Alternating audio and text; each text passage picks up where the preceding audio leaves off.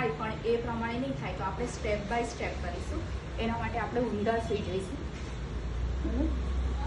બંને હાથ તમારા શોલ્ડર જેટલા ખુલ્લા રાખવાના. બરાબર, હાથ જેટલા ખેંચી શકો ને એટલું ખેંચવાનું. બ્રીધિંગ કરતાં ગરદન ઉચકવાની અને 10 સેકન્ડ હોલ્ડ કરીશું. હવે એવી જ રીતે 10 સેકન્ડ હોલ્ડ કર્યા પછી પાછું ગરદન નીચે અને એક મુઠ્ઠી બંધ કરવાની અને અંદરની સાઈડે ખોલવાની અને આમાં એલ્બોને સ્ટ્રેટ કરીશું. 10 સેકન્ડ હોલ્ડ કરવાનું. બ્રીધિંગ આમાં નોર્મલ રાખી દેવાનું.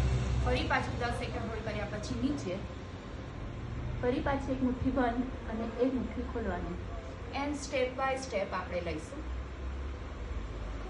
બધામાં 10-10 સેકન્ડ હોલ્ડ કરતા જઈશું.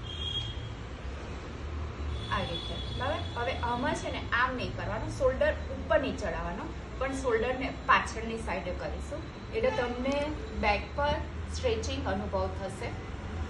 10 સેકન્ડ હોલ્ડ કરીશું. એ રીતે સ્ટેપ બાય સ્ટેપ લેતા જવાનું.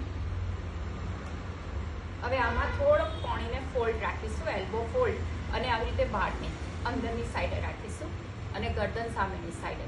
10 સેકન્ડ હોલ્ડ. આમાં તમારાથી જેટલું સ્ટેપ બાય સ્ટેપ અંદર જવાય ને એવી રીતે જવાનું. પછી ધીરે ધીરે તમારું અંદર ભુજંગ આસનમાં વધારે ઇમ્પ્રૂવ થતા જશે.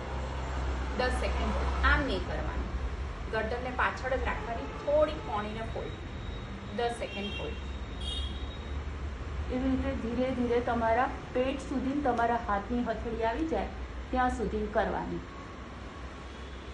આ ભુજંગ આસન તમારું પૂરું. સ્ટેપ બાય સ્ટેપ કરીને જોજો એટલે તમને ખબર પડશે અને બહુ સારું લાગશે.